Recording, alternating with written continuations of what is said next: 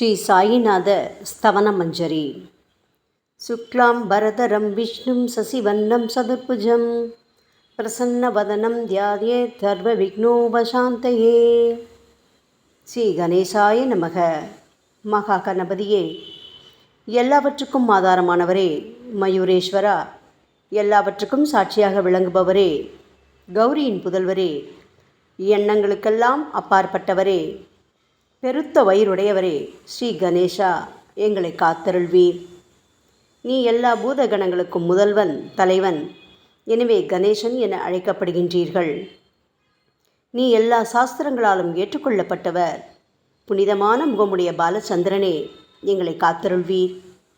ஓ சாரதே, சரஸ்வதியே, கலைவாணியே, வாக்கின் தெய்வமே, நீ வார்த்தைகளுக்கெல்லாம் தலைவி. உலகின் உயிரோட்டத்தின் காரண கர்த்தாவே நீங்கள்தான். நீங்கள் படைப்பாளிகளின் இறைவி. நீங்கள் எப்பொழுதும் இத்தேசத்தின் அணிகலன். எங்கும் நிறைந்திருக்கும் எல்லையில்லாத சக்தியே, சரஸ்வதியே, உங்கள் பாதங்களை வணங்குகிறோம். முழுமையான பரபிரம்மே, மகான்களுக்கு பிரியமானவரே, பண்டரிநாதன் உருவில் வெளிப்பட்ட அவதாரமே, எல்லையற்ற கருணை உள்ளம் கொண்டவரே, பரமதயாளா, பாண்டுரங்கா. பொம்மலாட்டக்காரன் தன் கையில் உள்ள கயிற்றால் பொம்மைகளை ஆட்டுவிப்பது போல் பிரபஞ்சம் எங்கும் நிறைந்து நின்று உலகை ஆட்டுவிக்கும் ஒரு பொம்மலாட்டக்காரர் நீங்கள். உங்கள் மெய்ப்பொருளை உய்த்துணர அறிவியல் ஏடுகளும் புனித நூல்களும் இன்னமும் முயன்று கொண்டுதான் இருக்கின்றன. மெத்த படித்தவர்களுக்கோ நீங்கள் வெளிப்பட்டதே இல்லை. ஓ சக்கரபாணியே, பாண்டுரங்கா, அத்தகைய அறிவற்றவர்கள் வெறும் வார்த்தை ஜாலங்களிலேதான் சிக்கொண்டவர்கள். மகான்கள் மட்டுமே உங்களை உணர்வார்கள். மற்றவர்கள் குழப்பமடைந்துள்ளார்கள். உங்களுக்கு பக்தியோடு கூடிய சாஷ்டாங்க நமஸ்காரத்தை செய்கிறோம். ஓ 5 முகங்கள் கொண்ட சங்கரனே, மனித மண்டை ஓடுகளான மாலை அணிந்தவரே, நீலகண்டரே, திகம்பரா, ஓம்கார வடிவானவரே, பசுபதியே, எங்களை காத்தருள்வீர்.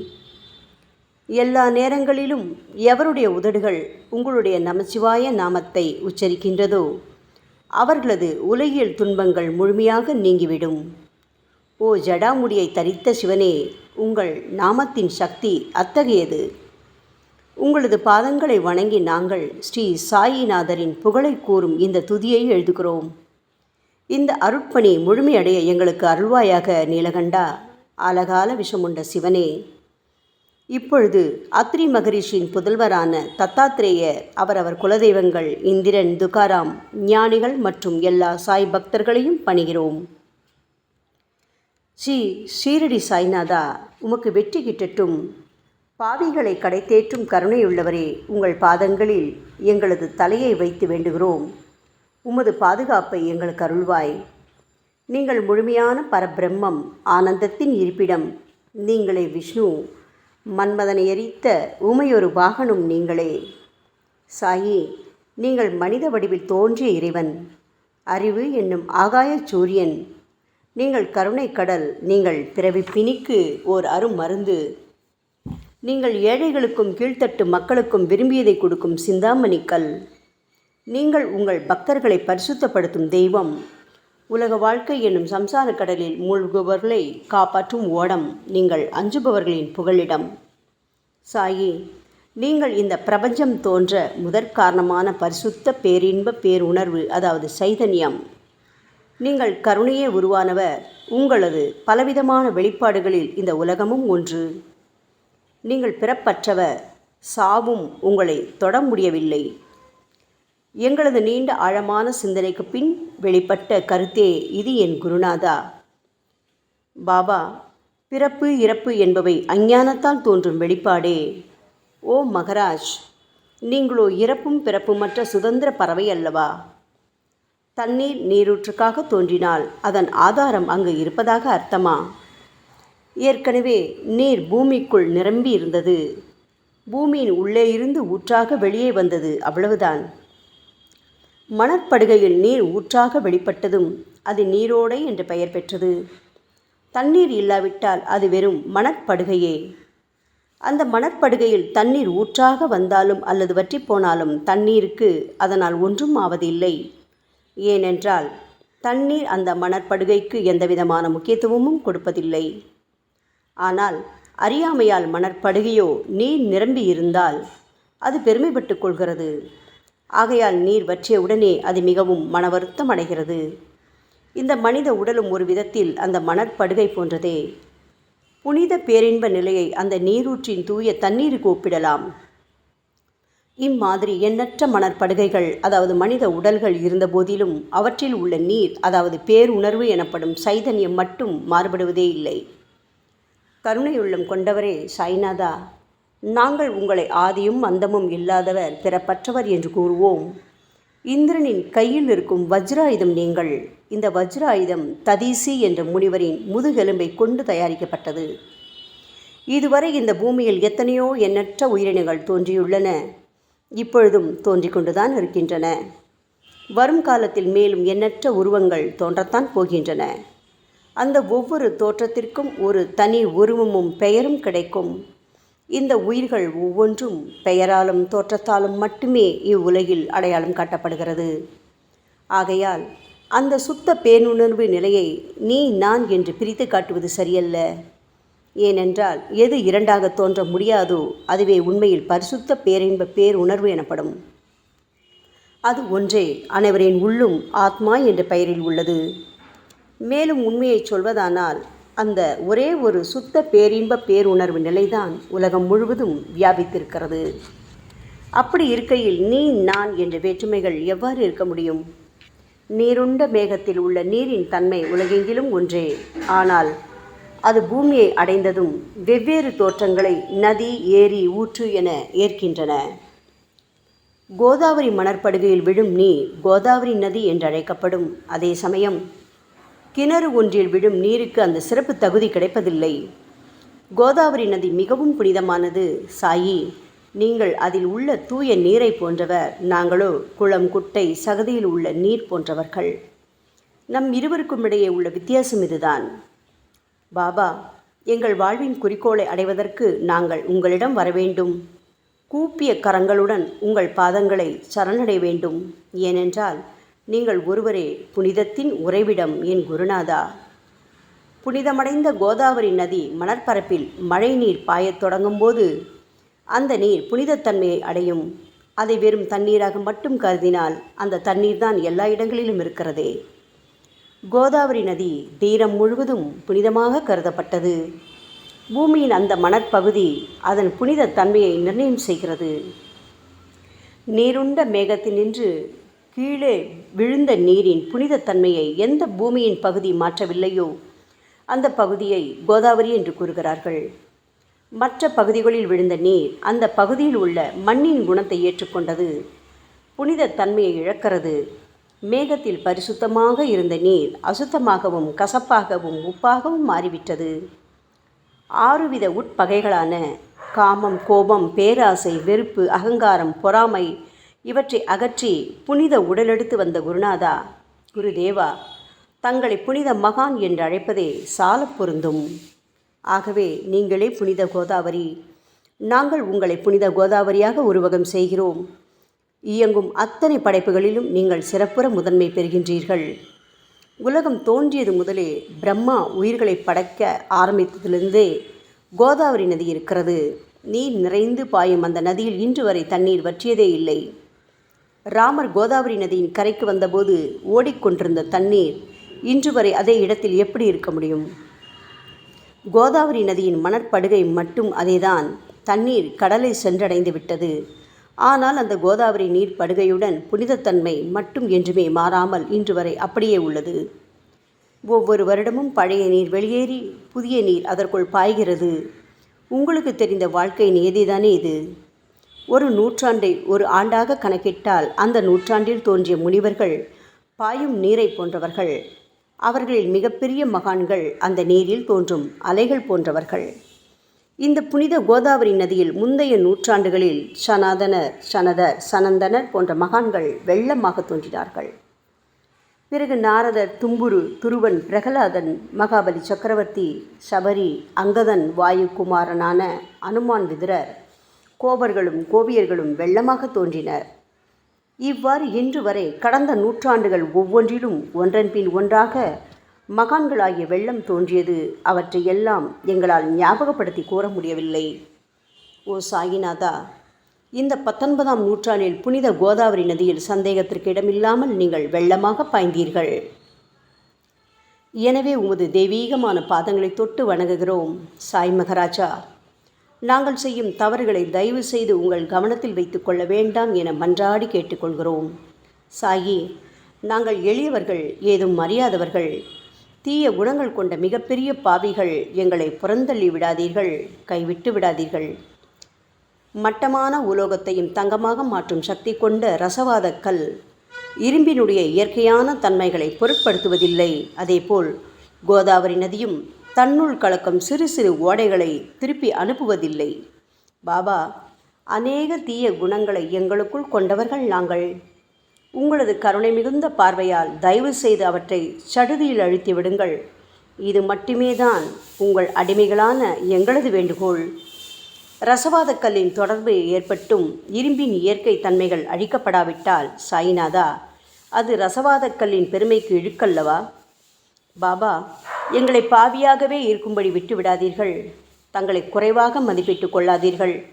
நீங்கள் ரசவாத கல், நாங்கள் இரும்பு. எங்களுக்கு ஏற்படும் இழிவுகள் தங்களுக்கு ஏற்படும் இழிவுகள் அல்லவா? சாயிநாதா, குழந்தைகள் தவறுகள் செய்து கொண்டேதான் இருக்கிறது. ஆனால் அதற்காக தாயார் என்றுமே கோபமடைவதில்லை. இதை தயவு செய்து தாங்கள் நினைவில் வைத்து கொண்டு எங்களுக்கு உங்கள் அருளாசிகளை தாருங்கள். ஓ சத்குரு சாய்நாதா, நீங்கள் எனது கற்பக விருட்சம், சம்சார கடலை கடக்க உதவும் கப்பல். சந்தேகத்திற்கு இடமின்றி நீங்கள் ஒருவர் மட்டுமே எங்களை கடைதேற்ற முடியும். சாயி, நீங்களே எங்களுக்கு காமதேனுவாகிய பசு. நீங்கள் சிந்தாமணி கல், ஞானவானில் சூரியனும் நீங்களே. நீங்கள் நற்பண்புகளின் சுரங்கம், ஸ்வர்க்கத்திற்கு ஏறிச் செல்லவதும் ஏனியும் நீங்களே அல்லவா எங்களது குருநாதா? புனித செயல்களின் நிறைகள் நிறைய கொண்டவரே, பரிசுத்தமானவரே, சாந்தி மற்றும் பேரின்பத்தின் மொத்த உருவமே தீனதயாளா, குறைகளற்ற முழுமையான அறிவாக உருவெடுத்தவரே, மனிதர்களில் உன்னதமானவரே, சாந்தி மற்றும் மன்னிப்பதின் உறைவிடமே, எங்களின் அடைக்கலமே, எங்களை ஆசீர்வதியுங்கள், எங்களை ஆசீர்வதியுங்கள். கலியுகம் ஆரம்பித்தவுடன் மகாவிஷ்ணுவால் உலகம் உய்ய அனுப்பப்பட்ட 9 நாதர்களில் ஒருவனான சத்குரு மச்சீந்திரநாதரும் நீங்களே. பரமேஸ்வரன் நெற்றிக்கண்ணை திறந்தவுடன் அந்த அக்னியில் தோன்றிய மகாத்மா ஜாலந்தரும் நீங்களே. நீங்கள் மகாராஷ்டிராவில் தோன்றி பக்தி மார்க்கத்தை பரப்பிய ஞானிகளான நிவிருத்திநாதர், ஞானேஸ்வரர், கபீர்தாசர், ஷேக் முகமது ஏகநாதர். சாயி, நீங்கள் சிவனின் ஓர் அவதாரம், தத்தகுரு. நீங்களே பண்டரிநாதர். நீங்கள் ஆஞ்சநேயரின் மறு அவதாரம் ராமதாசர். நீங்கள் மகாராஷ்டிர ஞானி பாண்டுரங்கன் மீது கீர்த்தனை இயற்றிய துக்காராம். சாயிநாதா, நீங்கள் முஸ்லிம் ஞானி ராமபக்தர் சகாராம். நீங்கள் தத்தாத்ரேயரின் மறு அவதாரம் மாணிக் பிரபு. பாபா, உங்களது அவதார தோற்றம் மற்றும் உங்களுடைய எண்ணற்ற தன்மை புரிந்து கொள்ள எங்களுக்கு உண்மையில் கடினமாக இருக்கிறது. உங்களது ஜாதி குலம் பற்றிய எதையும் நீங்கள் எவருக்கும் வெளிப்படுத்தியதில்லை. சாயி, சிலர் உங்களை முஸ்லீம் என்கிறார்கள், சிலரோ உங்களை பிராமணர் என்கிறார்கள். கிருஷ்ண பரமாத்மாவை போன்று எண்ணற்ற தெய்வீக லீலைகளை செய்வதெல்லாம் உங்களுக்கு ஒரு விளையாட்டல்லவா? ஸ்ரீ கிருஷ்ண பரமாத்மாவை பார்த்து பல்வேறு மக்கள் பலவிதமான பெயர்களிட்டு அவரை அழைத்தனர். சிலர் அவரை யதுகுலத்தின் அணிகலன் என்றார்கள். சிலர் அவரை மாடுகள் மேய்க்கும் இடையன் என்றும் அழைத்தனர்.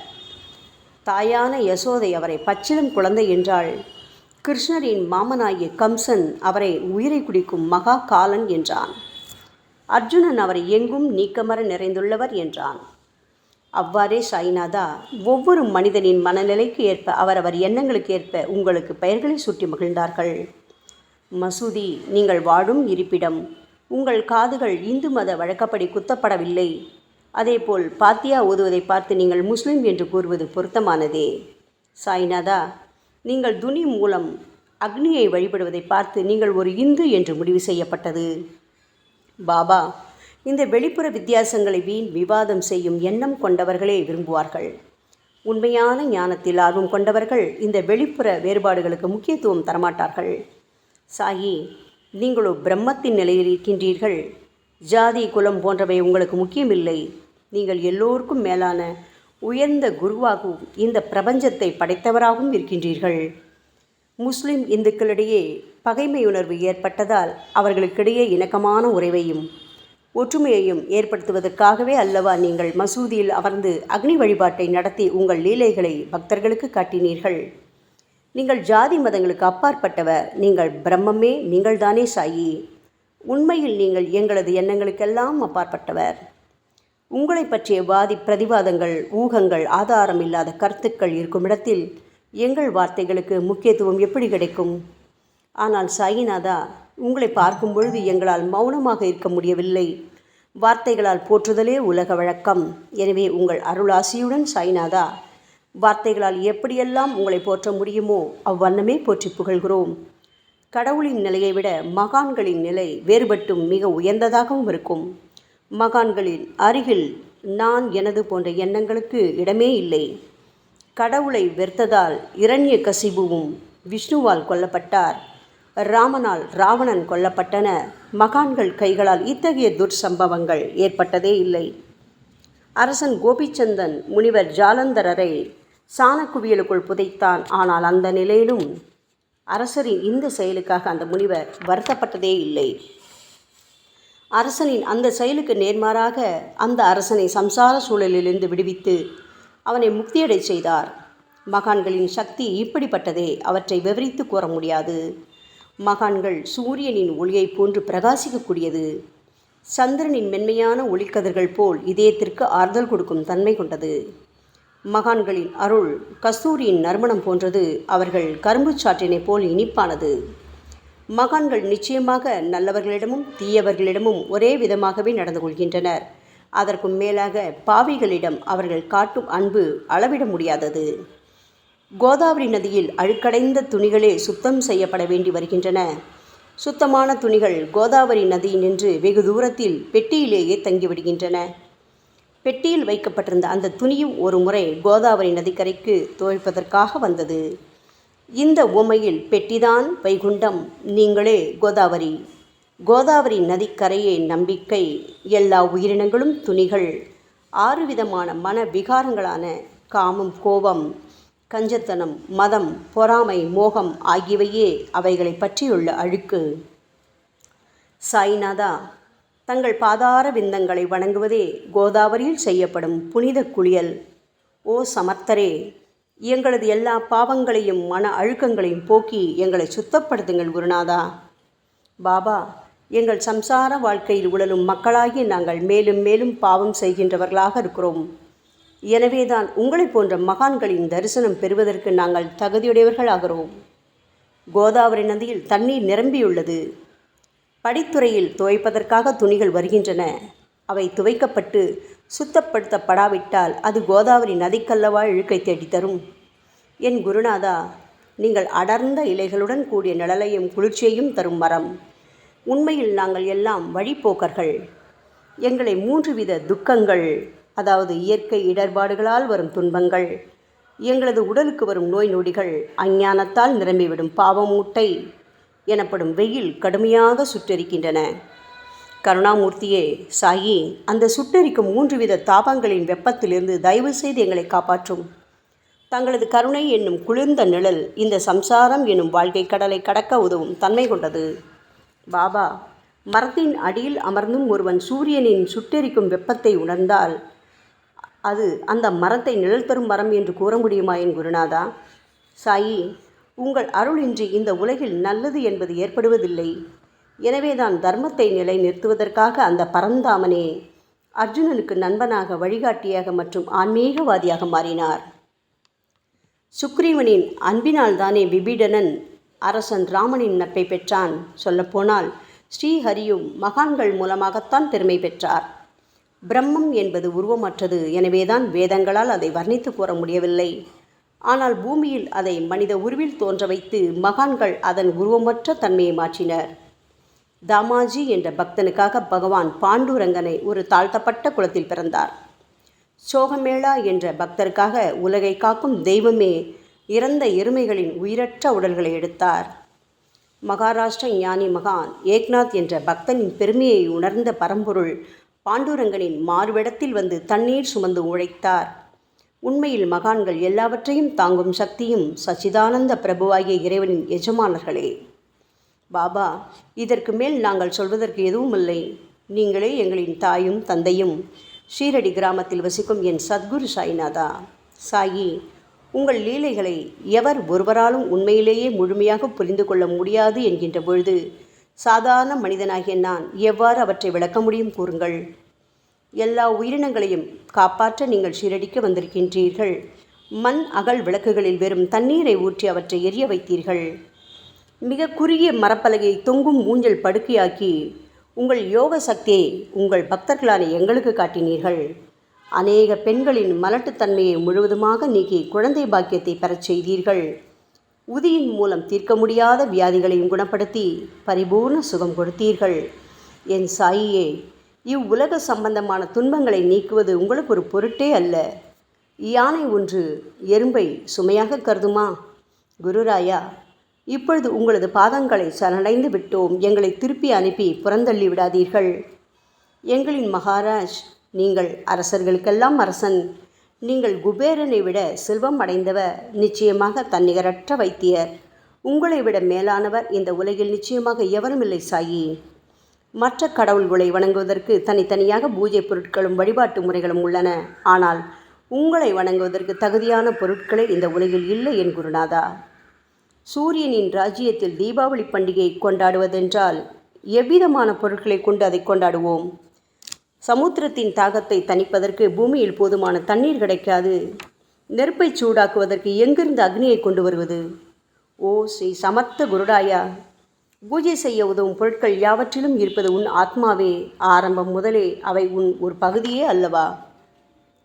மேலே கூறப்பட்டவையெல்லாம் தத்வார்த்த ரீதியில் கூறப்பட்டவையே. அனுபவங்களின்றி கூறப்படும் வார்த்தை ஜாலங்கள் வீணே. சம்பிரதாய சடங்குகளின்படி உங்களுக்கு பூஜை செய்ய வேண்டுமென்றால் அதனை செய்வதற்கு தேவையான பூஜை சாமான்கள் எங்களிடத்தில் இல்லையே என் குருநாதா. கருணாமூர்த்தியே, எங்களின் கற்பனை திறனின் அடிப்படையில் உங்களுக்கு வழிபாடு செய்கிறோம். தயவு செய்து அந்த வழிபாட்டை இந்த அடிமைகளிடமிருந்து ஏற்றுக்கொள்ளுங்கள். சாயி, இப்பொழுது எங்களது அன்பு மிகுந்த கண்ணீரால் உங்கள் பாதங்களை கழுவுகிறோம். உண்மையான பக்தி என்னும் சந்தனத்தை அரைத்து சாந்தாக்கி உமக்கு இடுகிறோம். அழகிய வார்த்தைகளால் எழுதப்பட்ட இந்த துதியையை உமக்கு மாலையாக அணிவிக்கின்றோம். எங்களது கெட்ட குணங்களை தூபமாக்கி உமக்கு முன் எரிய விடுகிறோம். உமக்கு முன் எரியும் போது எந்தவிதமான தீய வாசனையும் எழுவதில்லை. சாயி, உமக்கு முன்பு இல்லாமல் வேறு எங்காவது இந்த தூபம் எரிய விடப்பட்டால் அது கீழே உள்ளது மாதிரி ஆகும். அதாவது சாம்பிராணியை நெருப்பில் போட்டவுடன் அது பொசுங்கி அதில் உள்ள நல்ல மனம் என்ற நற்குணம் அதை விட்டு மறைந்து போகிறது. பாபா, உமக்கு முன் அது எரியும் போது எங்களது கெட்ட குணம் என்கின்ற அழுக்குகள் எரிந்து நல்ல குணம் மட்டுமே மிஞ்சியிருக்கிறது. மனதில் உள்ள தீய குணங்கள் யாவும் எரிந்த பிறகு மனம் மாசற்ற தூய கங்கை தீர்த்தம் போல் ஆகின்றது. கருணை மூர்த்தியே, மாயை மோகம் என்ற தீபத்தை உங்கள் முன் ஏற்றி காட்டுகிறோம். அதன் மூலம் எங்களது மனம் வைராக்கியத்தை அடைய அருள்வீராக. பரிசுத்தமான நம்பிக்கை என்ற சிம்மாசனத்தை நீங்கள் என்னுள் அமர்வதற்கு ஆசனமாக உமக்கு தருகிறோம். அதில் அமர்ந்து கொண்டு எங்களது பக்தி என்ற நெய்வேத்தியத்தை ஏற்றுக்கொள்ளுங்கள் சாயி. எங்களது பக்தி என்ற நெய்வேத்தியத்தை ஏற்றுக்கொண்டு அதன் சாரை மட்டுமாவது எங்களுக்கு தயவு செய்து கொடுப்பீராக. ஏனெனில் நாங்கள் எல்லாம் உமது பால்குடி மாறாத பச்சிலம் குழந்தைகள் அல்லவா. உங்கள் அருட்பாலில் எனக்கு உரிமை உண்டு. பாபா, என் மனத்தையே உமக்கு தட்சணையாக கொடுக்கிறேன்.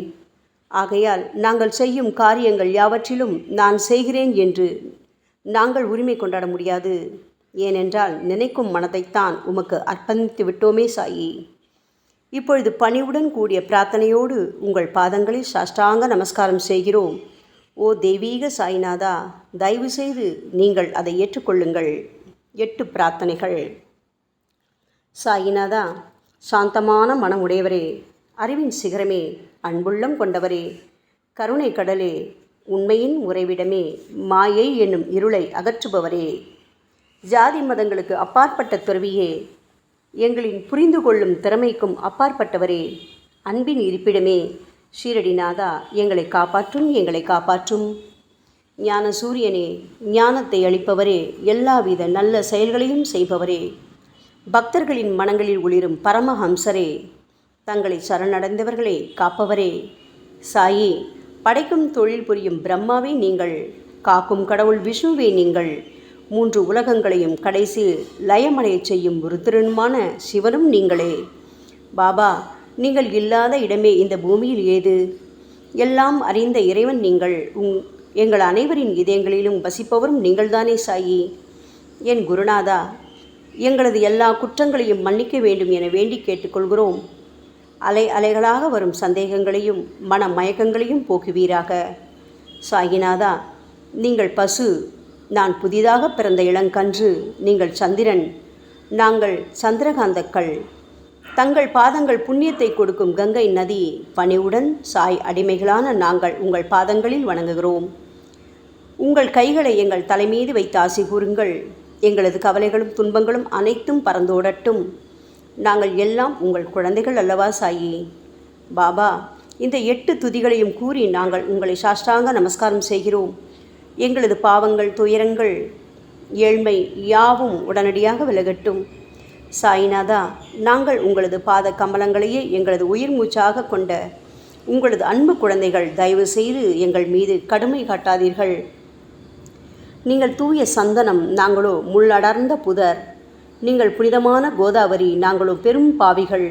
ஓ குருநாதா, உங்கள் தரிசனம் கிடைத்த பிறகும் எங்களிடம் உள்ள கெட்ட குணங்கள் என்ற அழுக்கு எங்கள் மனதிலேயே தங்கி இருக்குமானால் உங்களை சந்தனம் எப்படி என்று கூறுவார்கள்? கஸ்தூரியின் அருகாமையினால்தான் மண்ணும் மலரின் தொடர்பினால்தான் நாரும் மனம் பெறுகிறது. மகான்களும் அப்படிப்பட்டவர்களே. அவர்களுடன் தொடர்புடைய எந்த பொருளும் மிகவும் உயர்வாக மதிக்கப்படுகிறது. சிவபெருமானின் விபூதி, நந்தி ஆகியவற்றை ஏற்றுக்கொண்டதால் 8 திக்குகளிலும் அந்த பொருட்கள் புகழ் பெறுகின்றன. இடையர்களை மகிழ்விப்பதற்காக யமுனை நதிக்கரையில் உள்ள பிருந்தாவனத்தில் உலகிற்கெல்லாம் இறைவனான கிருஷ்ண பரமாத்மா ஊரியடி என்ற விளையாட்டை விளையாடினான். அனைவராலும் அது ஏற்றுக்கொள்ளப்பட்டது. ஆகவே நாங்கள் பாவிகளான போதிலும் உங்கள் சேவையில் ஈடுபட்டுள்ளோம். ஓ குருநாதரே, எங்களது நிலைமையை பற்றி மனதில் தயவு செய்து எண்ணிப்பாரும். ஓ சாயிநாதா கருணாமூர்த்தியே, இந்த லௌகீக உலகிலோ அல்லது ஆன்மீக வழியிலோ எந்த விஷயங்களெல்லாம் எங்களுக்கு சந்தோஷத்தை கொடுக்கும் என எங்களது மனம் சந்தேகமில்லாமல் நம்புகின்றதோ அவற்றையெல்லாம் நீங்கள் எங்களுக்கு அளித்தருள வேண்டும் சாயி. உங்களது கருணையால் இந்த மாதிரி செய்துவிடுங்கள் சாயி. எங்களது மனத்தை அடக்கி விடுங்கள். சமுத்திரங்கள் எல்லாம் தித்திப்பாக மாறினால் பிறகு அவை உப்பு கரிக்குமே என்ற பயம் தோன்றாதே. பாபா, சமுத்திரத்தை தித்திப்பாக்கும் சக்தி உங்களுக்கு உண்டு. ஆகையால் தான் எங்களது இந்த வேண்டுகோள். தயவு செய்து இந்த வேண்டுகோளை நிறைவேற்றுங்கள் சாயி. எங்களிடம் என்னென்ன குறைகள் உண்டோ அவை அனைத்தும் உங்களுடையதே. ஆத்ம ஞானம் பெற்றவர்களில் முதலிடத்தில் உள்ள உங்களிடம் குறை என்பதை பொருந்தாதே.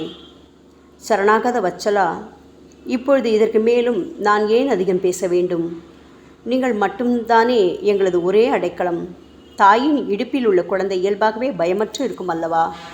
மகாராஜா, இந்த துதியை எவரவர்களெல்லாம் அன்புடனும் ஆத்மார்த்தமாகவும் படிக்கின்றார்களோ அவர்கள் ஒவ்வொருவரின் ஆசைகளை தயவு செய்து நிறைவேற்றி கொடுங்கள் சாயி. இந்த துதியை படிப்பவர்களின் 3 வித தாபங்களையும், இயற்கையின் இடர்பாடுகளில் வரும் துன்பங்கள், நமது உடலுக்கு வரும் நோய் நொடிகள், அஞ்ஞானத்தால் நிரம்பிவிடும் பாவம் மூட்டை ஓராண்டிற்குள் விலகிவிடும் என்பதே இந்த துதிக்கு உங்களது ஆசையாக என்றென்றும் நிரந்தரமாக இருக்க வேண்டும் பாபா. பாராயண முறை. குளித்து முடித்துவிட்டு மனதில் முழுமையான நம்பிக்கையுடன் தொடர்ந்து இந்த துதியை பாராயணம் செய்ய வேண்டும். அப்படி முடியாவிட்டால் வாராவாரம் வியாழந்தோறும் சத்குருவை வணங்கி அவர் உருவை தியானம் செய்து கொண்டு இந்த துதியை பாராயணம் செய்யுங்கள். இதுவும் கூட முடியாவிட்டால் மாதம் வரும் 2 ஏகாதசி தினங்களில் இந்த துதியை பாராயணம் செய்யுங்கள். இது ஏற்படுத்தும் விளைவுகளை பார்த்து அதிசயப்படுவீர்கள். குருமூர்த்தியான சாய்நாதர் இந்த துதியை பாராயணம் செய்பவர்களுக்கு இவ்வுலகியல் ஆசைகளை முழுமையாக உடனடியாக நிறைவேற்றுவார். இந்த துதியை திரும்ப திரும்ப பாராயணம் செய்வதால் முட்டாள்கள் கூர்மையான புத்தியை அடைவார்கள். யாருடைய வாழ்நாளாவது குறைவானதாக இருப்பேன் இந்த துதியை அவர்கள் படிப்பதால் 100 ஆண்டு காலம் வாழ்வார்கள். இந்த துதியை தொடர்ந்து பாராயணம் செய்து வந்தால் செல்வம் குறைவாக ஏழையாக இருந்தால் செல்வத்தின் அதிபதி குபேரன் அவர்கள் வீட்டிற்கு வந்து தங்கி அவர்களுக்கு ஏவல் புரிவான். இது சத்தியம், இது சத்தியம், இது சத்தியம் என 3 முறை கூறுகிறார். குழந்தை செல்வம் இல்லாதவர்கள் இந்த துதியை தொடர்ந்து படித்து வந்தால் குழந்தை செல்வம் பெறுவர். இந்த துதியை படிப்பவர்களின் வியாதிகள் எல்லா பக்கங்களிலும் பறந்தோடிவிடும். வியாதி நின்று குணம் கிடைக்கும். இந்த துதியை திரும்ப படித்தால் பயம் மற்றும் கவலை மறைந்து போகும். மதிப்பும் மரியாதையும் கிடைக்கும். அழிவற்ற பிரம்மத்தை உணர்வார்கள். பிரம்ம ஞானம் கிட்டும். அறிவுடையோரே, இந்த துதியின் மீது உங்கள் இதயங்களில் முழுமையான நம்பிக்கை வையுங்கள். சந்தேகங்கள், நம்பிக்கையின்மை, தவறான எண்ணங்கள் ஆகியவற்றுக்கு கொஞ்சம் கூட மனத்தில் இடம் கொடுக்காதீர்கள். ஷீரடிக்கு புனித பயணம் மேற்கொள்ளுங்கள். பாபாவின் தாமரை பாதங்களை மனதில் இருத்துங்கள். அவர் அனாதைகளின் உறவினர், பக்தர்களின் விருப்பங்களை நிறைவேற்றும் கற்பகத்தரு, கேட்டதை கொடுக்கும் கலியுக தெய்வம்.